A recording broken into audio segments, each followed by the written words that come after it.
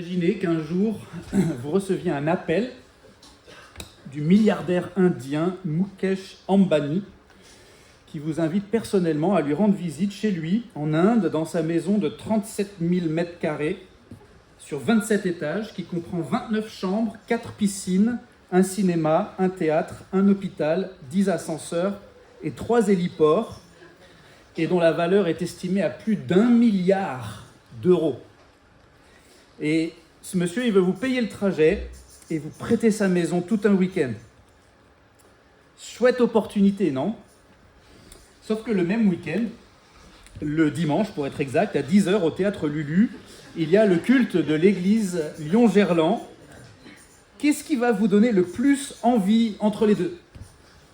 Une vie de luxe le temps d'un week-end dans la maison la plus chère du monde, ou quelques heures passées dans un espace un peu glauque avec des gens un peu bizarres qui prient, qui chantent et qui lisent des vieux textes. Eh bien, le message du vieux texte, dans un instant, c'est que c'est la seconde option qui devrait nous donner le plus envie. Comment ça se fait qu'on n'a pas plus envie que ça de prendre part aux activités de l'Église chrétienne ? Alors bien sûr, je sais que la plupart d'entre nous, on aime déjà beaucoup ça, et ça nous donne quand même déjà très envie de participer aux activités de l'Église Lyon-Gerland, autrement vous ne seriez peut-être pas là ce matin. Mais pourquoi on n'a pas plus envie que ça ? Pourquoi est-ce qu'on n'arrive pas vraiment à mettre l'Église Lyon-Gerland en concurrence avec un week-end dans la maison à 1 milliard d'euros ? Eh bien, je vais vous dire pourquoi.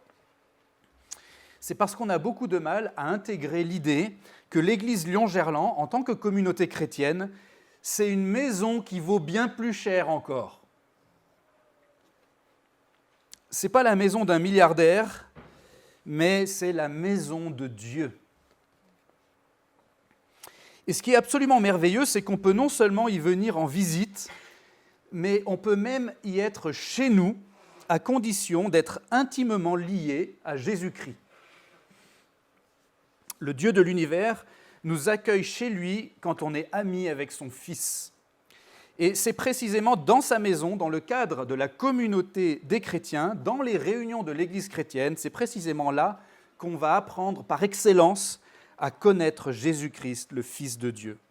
Et donc toute la leçon de ce vieux texte que je m'apprête à vous lire, c'est que rien ne devrait nous donner plus envie que de nous trouver là où on va apprendre à connaître Jésus. Pourquoi ? Parce que c'est par lui, par Jésus et par nul autre qu'on devient membre de la famille de Dieu.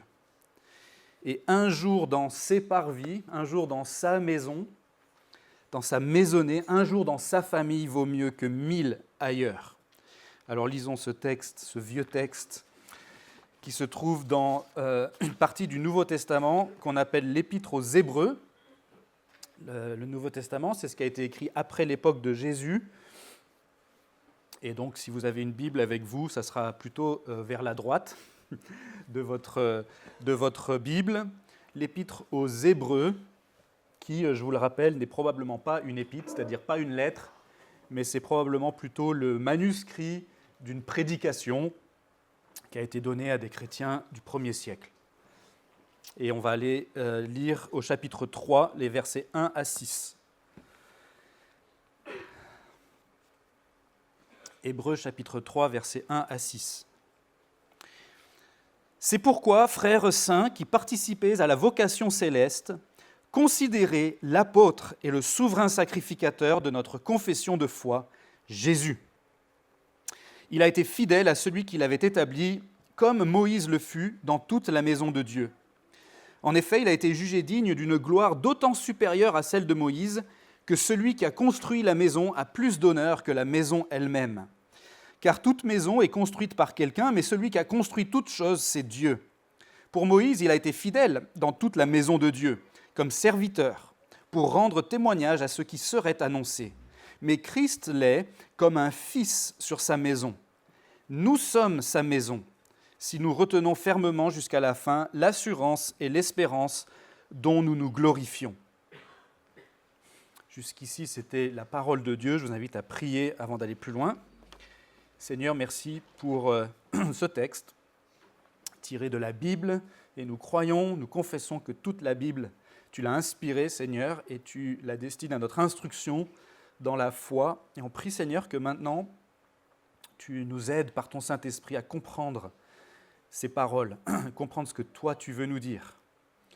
Et aide-nous, Seigneur, non seulement à le comprendre, mais à le croire. Et que cela puisse vraiment nourrir notre foi en toi. Amen. Alors, si on regarde un peu comment ce passage est structuré, on voit qu'il y a essentiellement 3 parties. D'abord, une exhortation au verset 1, et je vous encourage à garder votre Bible ouverte sous vos yeux si vous en avez une. Une exhortation au verset 1. Ensuite, on a une comparaison du verset 2 au début du verset 6, et à la fin du verset 6, la deuxième moitié, on a une conclusion. Une exhortation, une comparaison, une conclusion. Alors pour commencer, l'exhortation. La première chose que l'auteur veut vraiment qu'on comprenne dans ce passage, c'est tout simplement l'importance existentielle de Jésus pour nous.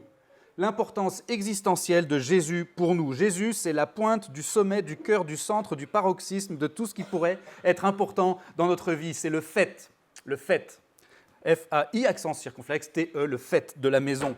On ne se rend pas forcément compte quand on commence à lire directement au début du chapitre 3, mais dans le contexte des 2 premiers chapitres qu'on a vus il y a quelques temps maintenant, ce verset 1 du chapitre 3, il est vraiment censé marquer notre esprit. C'est la première fois que l'auteur s'adresse directement à ses destinataires, à la 2e personne du pluriel et à l'impératif. Donc il les interpelle tout d'un coup d'une manière très solennelle. Frères saints qui participez à la vocation céleste, et il leur adresse un ordre: considérez l'apôtre et le souverain sacrificateur de notre confession de foi, Jésus. Et le lien est fait ici avec les 2 chapitres précédents, puisque la phrase commence par cette expression, début du verset 1, « c'est pourquoi ». Il fait le lien avec ce qu'il a dit précédemment dans les 2 premiers chapitres. Et dans la manière dont le discours est construit jusqu'ici, comme je le disais, rappelez-vous qu'on a vraisemblablement affaire ici à une prédication, au manuscrit d'une prédication, eh bien on peut supposer que l'auteur, ou le prédicateur en l'occurrence, eh bien là maintenant, au début du chapitre 3, il annonce explicitement quelle est l'intention générale de tout son discours. Pour le dire autrement, il annonce maintenant enfin le sujet principal de sa prédication. Ce gars-là, c'est un bon prédicateur. En plus, il est pas mal aidé par le Saint-Esprit, donc forcément. Alors, avant d'annoncer son intention aussi explicitement, au début du chapitre 3, il a préparé le terrain en cherchant pendant 2 chapitres à susciter l'attention de ses auditeurs. Rappelez-vous, il a parlé d'un personnage dont il allait parler, le personnage qu'il a appelé le Fils, par lequel Dieu avait parlé en ces jours qui sont les derniers, avait-il dit au début du premier chapitre. Ce Fils, d'après lui, a accompli la purification des péchés. Il est supérieur aux anges parce qu'il est Dieu lui-même. Il est l'unique moyen du salut des humains, et pour cause, il est devenu un homme. Dieu est devenu un homme en ce personnage qu'il appelle le Fils. Il est devenu un homme et pas un ange.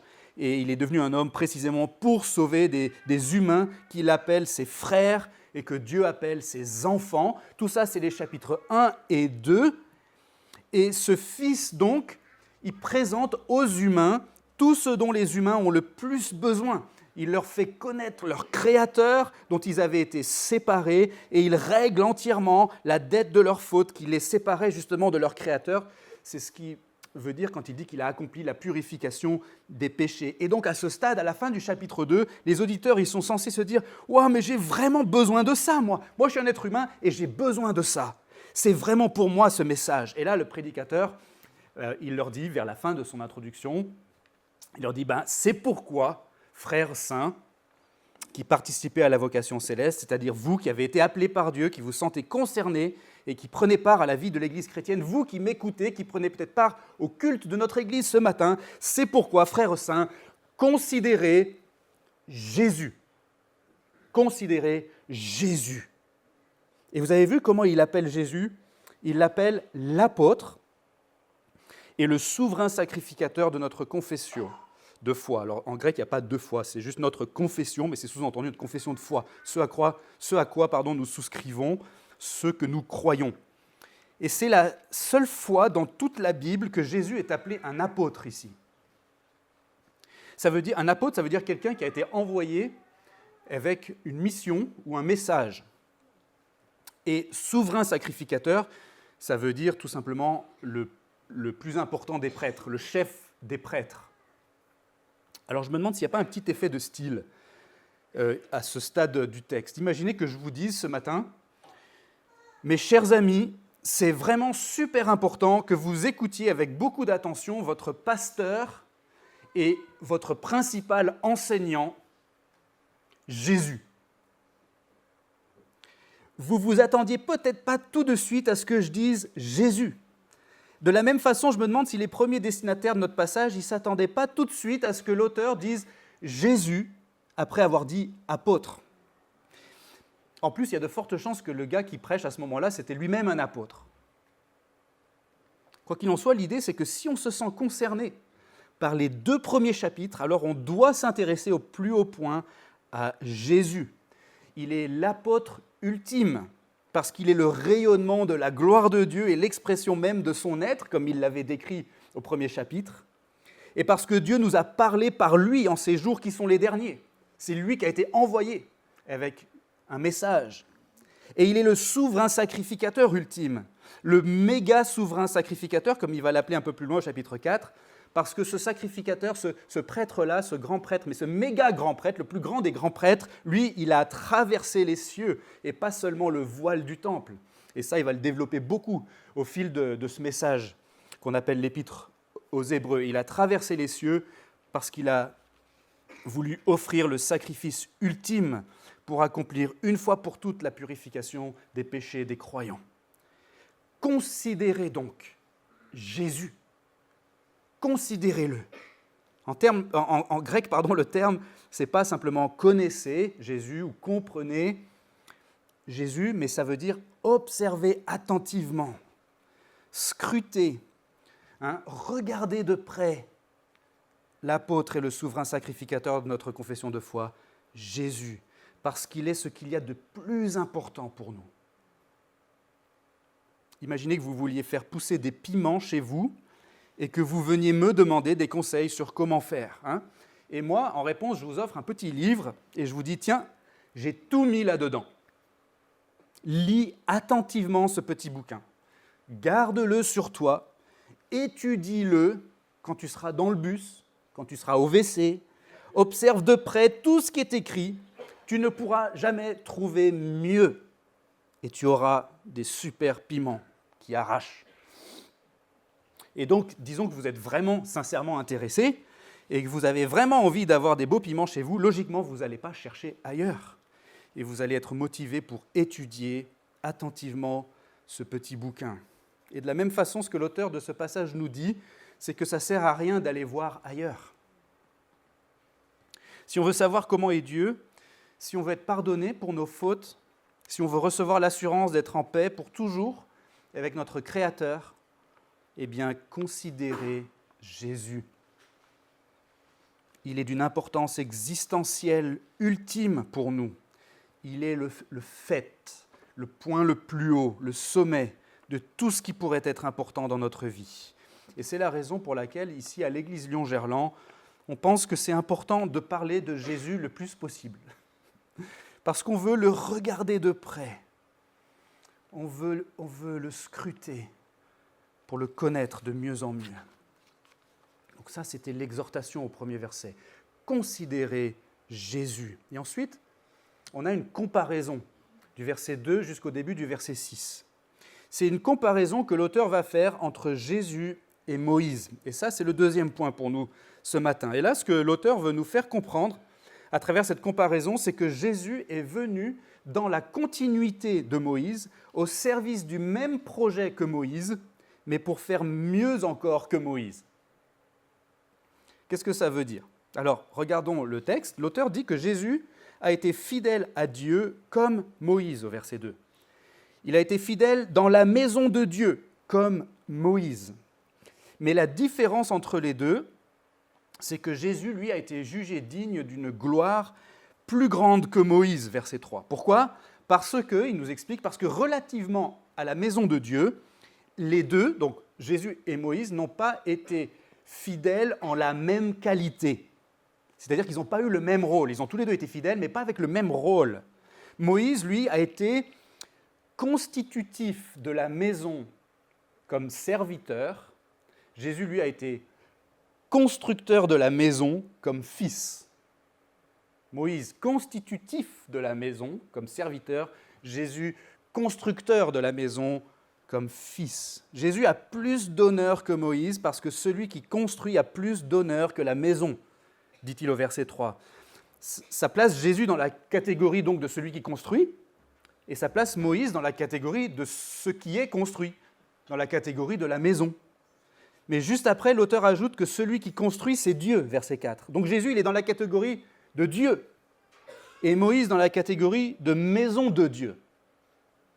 Enfin, l'auteur explique que Moïse a été fidèle dans la maison de Dieu comme serviteur, verset 5, tandis que Jésus a été fidèle dans la maison de Dieu comme fils sur sa maison. Donc, pour récapituler, on parle d'une seule maison, la maison de Dieu, et on parle de deux personnages extrêmement importants dans l'histoire de cette maison, Moïse, le grand prophète d'Israël d'une part, et Jésus-Christ, le Messie d'Israël d'autre part. Or, Jésus, quand il s'est manifesté, il est venu comme le constructeur, le propriétaire, l'héritier, le fils aîné. Il est venu comme Dieu lui-même, tandis que Moïse, dans toute sa célébrité, n'était pas plus qu'un serviteur de la maison ou dans la maison. Mais au-delà de la supériorité de Jésus par rapport à Moïse, ce qui doit nous frapper ici, c'est bien qu'on parle d'une seule et même maison. Et cette maison, ça ne désigne pas simplement un édifice, un bâtiment, mais ça désigne une maisonnée, c'est-à-dire une famille. Lorsque l'auteur de notre passage dit, au verset 2, puis ensuite au verset 5, que Moïse a été fidèle dans toute la maison de Dieu, en fait, il cite un passage de l'Ancien Testament ici, où Dieu lui-même, il était en train de souligner à ce moment-là, du vivant de Moïse, il était en train de souligner la supériorité de Moïse en tant que prophète. Et c'est Dieu qui avait dit « Moïse est fidèle dans toute ma maison ». Et ce que Dieu était en train de dire à ce moment-là, c'était que Moïse était fidèle en tant que représentant de Dieu auprès du peuple de Dieu. Il était un serviteur fidèle qui accomplissait fidèlement la volonté de son maître dans la maisonnée de son maître. Il était un bon intendant, un bon gestionnaire, un bon administrateur. Or, ce que l'auteur de notre texte nous dit ici, c'est que la maison que Moïse administrait, c'était la maison de Jésus, en fait. Et c'est vraiment là-dessus que l'auteur veut attirer l'attention. En mentionnant Moïse, l'auteur sait très bien qu'il parle de quelqu'un qui était très connu pour ses destinataires au 1er siècle. Et les gens qui écoutent sa prédication à ce moment-là. C'était pour la plupart, en fait, des croyants d'origine juive, des gens qui ont baigné dans la religion d'Israël. Et pour eux, il n'y a personne de plus connu ou de plus important que Moïse. Et l'auteur est en train de leur dire, vous savez, la maison dont Moïse était un serviteur fidèle, d'après Dieu lui-même, cette maison-là, c'est celle de ce Jésus dont je vous parle et que je vous exhorte à considérer. Et donc, si vous avez du respect pour Moïse, à combien plus forte raison devriez-vous en avoir pour Jésus, qui est le constructeur et le propriétaire de la maison dont Moïse était le serviteur. Vous voyez la logique de l'auteur. Prenez ce théâtre, par exemple, où on organise nos cultes chaque dimanche. Supposons qu'on signe un contrat de location où on devient les gestionnaires principaux de ce bâtiment. On est chargé d'y perpétuer une activité culturelle tout en organisant nos cultes et on s'engage à payer un loyer mensuel au propriétaire. Et disons qu'un membre de notre assemblée, appelons-le Stéphane par exemple, admettons qu'il accepte d'être en charge de l'exploitation du lieu au nom de notre Église. Et Stéphane, il fait du super boulot. Le problème, c'est que nous, on ne le respecte pas, Stéphane. On commence à faire n'importe quoi dans le local, on commence à casser du matériel, on ne fait pas le ménage, on gaspille de l'électricité. Et malgré la fidélité de Stéphane, eh bien, ça a du mal à tourner, notre gestion du local. Mais un jour, le propriétaire lui-même se manifeste. Il décide de rejoindre notre église, parce qu'il écoutait les prédications en ligne, et il a été fasciné et interpellé, et il s'est senti appelé par Dieu. Alors il rejoint notre église et il décide de prendre en main lui-même la gestion du théâtre gratuitement dans notre intérêt qui est aussi le sien. Ce n'est pas du tout contre Stéphane qui faisait du bon boulot, mais lui en tant que propriétaire, Quand il vient ici, il est littéralement chez lui. Il connaît parfaitement les lieux. Il a l'expérience de la gestion du lieu. Il a le carnet d'adresses. Et on peut s'attendre à ce qu'il fasse encore mieux que Stéphane. Il n'y a personne de mieux placé que le propriétaire, en fait, pour le faire. Et peut-être qu'on va un peu plus respecter le propriétaire, parce que c'est sa maison, ici. Dans notre passage, l'auteur nous dit aussi que Jésus n'est pas venu accomplir un autre projet que celui de Moïse. Il n'est pas venu accomplir un autre projet que celui de Moïse, mais il est venu accomplir ce que Moïse avait commencé. Et même, il est venu mener ce projet à son plein accomplissement. Et donc, nous, ce matin, qui ne sommes pas pour la plupart d'origine juive, nous qui n'avons pas baigné dans la religion d'Israël, on a sûrement du mal à vraiment saisir la portée de ce que dit notre passage ici. Depuis les premières pages de la Bible, et si vous remontez au tout début de votre Bible, les toutes premières pages ont été écrites par Moïse lui-même. Depuis les premières pages de la Bible, on découvre l'histoire de comment Dieu veut réparer le monde et réconcilier des humains avec lui. Et notamment, la façon dont il fait ça, c'est que Dieu se constitue une maisonnée, une famille, un peuple. Il bâtit sa maison, la maison de l'Éternel. Et ça dure pendant tout l'Ancien Testament, en fait.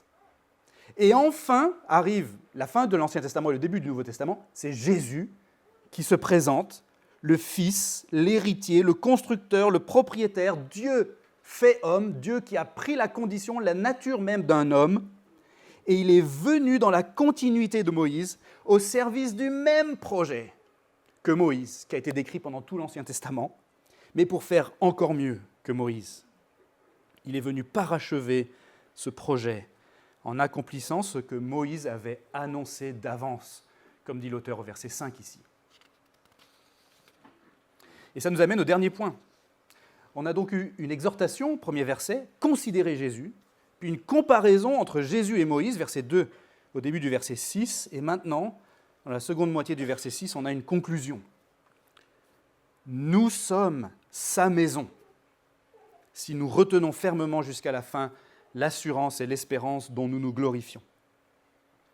Et donc la dernière chose que l'auteur veut nous faire comprendre ici, c'est que si on a la foi en Jésus, alors on fait partie de la famille de Dieu, ce qui nous confère une vocation inouïe dans le monde. Si on a la foi en Jésus, on fait partie de la famille de Dieu, ce qui nous confère une vocation inouïe dans le monde. On vient de le dire, Jésus s'est manifesté comme le Fils de la maisonnée de Dieu, dont Moïse lui-même était un serviteur. Jésus est le Fils, l'héritier, le constructeur et le propriétaire de tout ce qui est en train de se développer dans l'Ancien Testament, au fil des pages de l'Ancien Testament, au fil de l'histoire d'Israël. Le peuple d'Israël, on peut le dire, d'après ce passage, c'est sa maison. Jésus était dans le tonnerre sur le mont Sinaï. Jésus était là quand il a donné les 10 commandements à Moïse. Il était avec Moïse et les 70 anciens en haut de la montagne pour conclure l'alliance avec Israël. Jésus a ordonné lui-même la construction du tabernacle. Il était dans la colonne de feu pour conduire les Israélites dans le désert. Il était même le rocher qui accompagnait Israël pour leur donner à boire. Par l'intermédiaire de Moïse, Jésus était en train de construire sa maison. Et son projet consistait à faire de sa maison un royaume de sacrificateurs et une nation sainte, pour reprendre les termes qui avaient été révélés déjà à Moïse dans le livre de l'Exode. C'est-à-dire que la maison de l'Éternel était censée servir l'Éternel et le faire connaître au reste du monde. Un royaume de sacrificateurs, ça veut dire un royaume médiateur entre l'Éternel et le reste du monde. Et une nation sainte, ça veut dire un peuple mis à part pour servir Dieu et le faire connaître. Et malgré des hauts et des bas, et beaucoup de bas en fait dans l'histoire d'Israël à cause de l'infidélité du peuple de Dieu, eh bien, le projet de Dieu s'est poursuivi au fil de l'histoire, si bien que finalement Dieu lui-même s'est manifesté en Jésus-Christ. Il est né précisément dans son peuple, conformément aux promesses, conformément au témoignage de Moïse, et il a accompli tout ce qui était nécessaire pour que sa maison fût établie pour toujours. Tout l'Ancien Testament, mes amis, je vous encourage très vivement à le lire attentivement, l'Ancien Testament.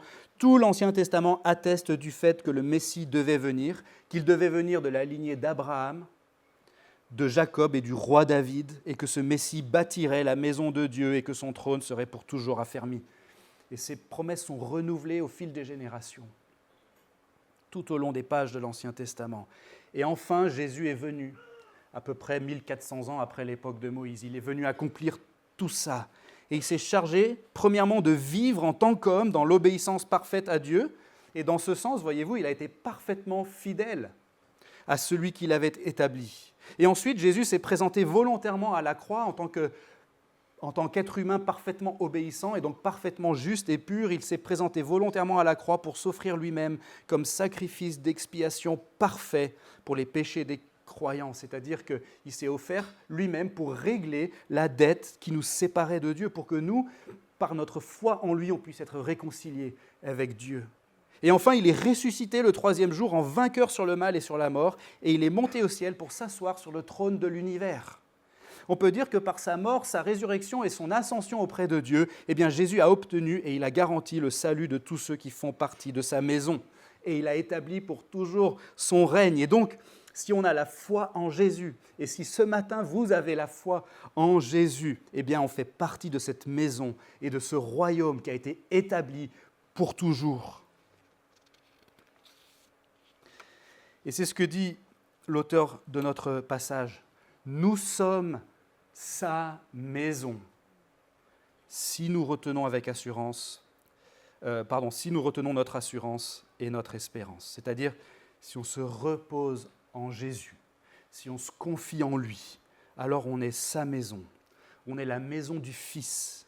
Et si on est la maison du Fils, ça veut dire que le Fils est notre frère et que nous, on est les enfants de Dieu par adoption. Au chapitre précédent, l'auteur avait dit que Jésus n'avait pas honte d'appeler les croyants ses frères. Si notre foi est en lui, le Fils de Dieu nous appelle ses frères et ses sœurs. Ça me fait penser à un truc qui s'est passé quand j'étais ado. Avec ma famille, on était assis autour de la table de la cuisine en train de manger notre dîner un soir, et on a entendu la porte d'entrée de la maison s'ouvrir. On n'avait aucune idée de qui ça pouvait être parce que toute notre famille était assise autour de la table. Il ne manquait personne.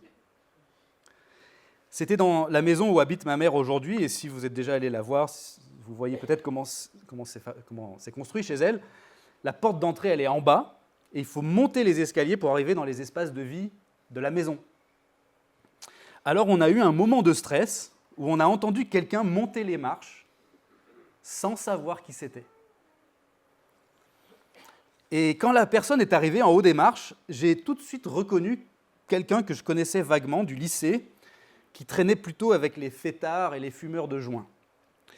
Et il était venu pour une fête chez le voisin, mais il s'était trompé de maison. Et il s'est retrouvé un peu bête et désorienté devant notre famille sagement assise à table. Mais comme je le connaissais un peu, je l'ai raccompagné dehors et je lui ai montré la bonne maison où il était attendu. Mais la question que je vais vous poser ce matin, c'est est-ce que vous savez dans quelle maison vous êtes ? Vous qui prenez part à la vie d'une église chrétienne, manifestement ce matin, vous prenez part à la vie d'une église chrétienne. Est-ce que vous savez dans quelle maison vous êtes ? Voici ce que dit l'apôtre Paul dans un autre passage. Il dit que la maison de Dieu, c'est l'église du Dieu vivant, la colonne et l'appui de la vérité. Est-ce qu'on a conscience que c'est là où on met les pieds quand on prend part à la vie de l'église Lyon-Gerland ? Dans la communauté chrétienne, on est frères et sœurs de Jésus-Christ, le fils aîné de la famille de Dieu. L'Église, c'est le rassemblement des gens que Dieu appelle sa maison, son peuple, sa famille, son temple. Dieu habite au milieu de son peuple par son Saint-Esprit. Il est présent ici, ce matin, de manière spéciale, de manière particulière, parce que c'est son peuple qui se rassemble en son nom. Les frères et sœurs de Jésus-Christ rassemblés en son nom. La communauté des chrétiens, c'est la nation sainte que Dieu a voulu susciter. C'est le royaume de sacrificateurs qui est appelé à servir l'Éternel et à le faire connaître au reste du monde. Comme je le disais au début, si on a la foi en Jésus, alors on fait partie de la famille de Dieu, ce qui nous confère une vocation inouïe dans le monde. Est-ce qu'on a conscience de là où on a mis les pieds, ou bien est-ce qu'on s'est trompé de maison? Et au début, je posais cette question, est-ce qu'on a, plutôt comment ça se fait qu'on n'a pas plus envie que ça de prendre part aux activités de l'Église chrétienne, et peut-être au projet de l'Église Lyon-Gerland en particulier? Je ne posais pas la question pour nous culpabiliser, hein. Pas du tout, je sais très bien que la plupart d'entre nous, en fait, on est déjà super enthousiastes par rapport à la vie de notre Église. Mais quand même, si on veut être honnête, on a du mal à mettre le projet de notre Église sur le même plan qu'un projet de carrière professionnelle, par exemple, ou qu'un projet de voyage dans notre pays de rêve, ou qu'un projet de construction de notre propre petite maison familiale dans un petit coin tranquille de la campagne. Et en fait, c'est parce qu'on ne mesure pas pleinement ce que ça veut dire que l'Église, au sens de la communauté chrétienne, la communauté des gens qui professent la foi en Jésus, c'est la maison de Dieu. C'est là où habite Dieu, Père, Fils et Saint-Esprit. Et quand on est intimement lié à Jésus-Christ, eh bien on y est chez nous, dans la maison de Dieu. Le Dieu de l'univers nous accueille chez lui quand on est ami avec son Fils. Et c'est justement là qu'on va apprendre à le connaître de mieux en mieux.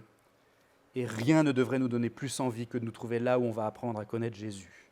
Parce que c'est par lui et par nul autre qu'on devient membre de la famille de Dieu. Qu'est-ce qui pourrait nous enthousiasmer plus que ça? Alors, est-ce que vous êtes un membre de la famille ce matin? Ou bien un étranger dans cette maison?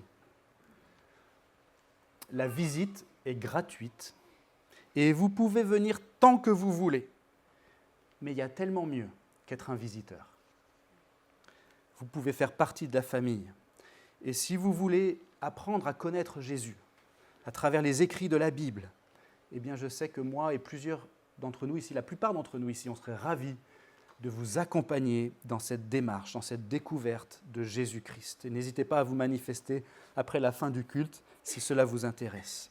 Et si vous êtes déjà un chrétien ce matin, est-ce qu'on peut progresser dans notre perception de l'Église en tant que maisonnée de Dieu? Sûrement. Par exemple, peut-être qu'on peut prendre l'habitude de lire l'histoire de l'Ancien Testament en se rappelant intentionnellement que ce peuple-là, le peuple d'Israël, le peuple de l'Éternel, c'est nous. Nous sommes la continuité de cette même maison qui est celle de Dieu. Peut-être qu'on peut réfléchir à ce que ça veut dire d'être appelé un royaume de sacrificateurs ou d'être appelé la colonne et l'appui de la vérité. Est-ce qu'il y a une institution plus importante que ça dans le monde? Est-ce qu'il y a une institution plus importante que la colonne et l'appui de la vérité, la maison même de Dieu? L'ONU? L'OMS? L'OTAN? L'OPEP? Le FMI? L'UNESCO? Le GIEC? Même si ces organisations sont importantes, je vous assure que l'Église de Jésus-Christ, la maison de l'Éternel, c'est encore plus important. Pensons-y à chaque fois qu'on va entendre un de ces sigles à la radio ou qu'on va lire un de ces sigles dans un article sur Internet. Et chacun de nous, si on est attaché à Jésus par la foi, on a un rôle important à jouer dans la maison de Dieu. L'apôtre Pierre, cette fois, dit que les chrétiens sont des pierres vivantes qui doivent s'édifier pour former une maison spirituelle. L'apôtre Paul dit qu'on est les membres d'un corps et qu'on doit avoir également soin les uns des autres, selon les dons que Dieu nous a donnés. Et cela pour que l'Église progresse et assume cette vocation inouïe qui nous a été confiée par Dieu dans le monde. Alors peut-être qu'on peut prendre le temps cette semaine de réfléchir à notre engagement dans l'Église Lyon-Gerland. Et si vous vous demandez comment servir, n'hésitez pas non plus à en parler avec un responsable. Je sais qu'il y a pas mal de choses qui vont se passer dans les prochaines semaines, les prochains mois, avec, Dieu voulant, notre installation un peu plus pérenne dans ce lieu, dans ce théâtre. Donc n'hésitez pas à vous manifester si vous voulez aider. Puissions-nous en tout cas aimer l'Église, comme le roi David aimait l'Église, quand il a dit « Dans ta maison, un jour vaut mieux que 1000 jours en d'autres lieux. » Amen. Prions. Merci notre Dieu, notre Père, d'avoir envoyé Jésus, ton Fils. Merci pour sa fidélité Et merci pour ce qu'il a accompli. Merci parce que tout ce qui était annoncé d'avance déjà par Moïse, puis par tous les prophètes, a été accompli une fois pour toutes par Jésus, ton Fils. Et par la foi en lui, on peut être certain qu'à notre tour, nous sommes tes enfants et nous faisons partie de ta maison pour toujours. Aide-nous à grandir dans notre compréhension de cette réalité, qu'on puisse aimer de plus en plus faire partie de ta maison. Que cela nous rend enthousiastes aussi pour inviter d'autres à venir et à découvrir la vie de la maison de Dieu. Seigneur, applique avec puissance maintenant ta parole à notre vie, nous t'en prions. Amen.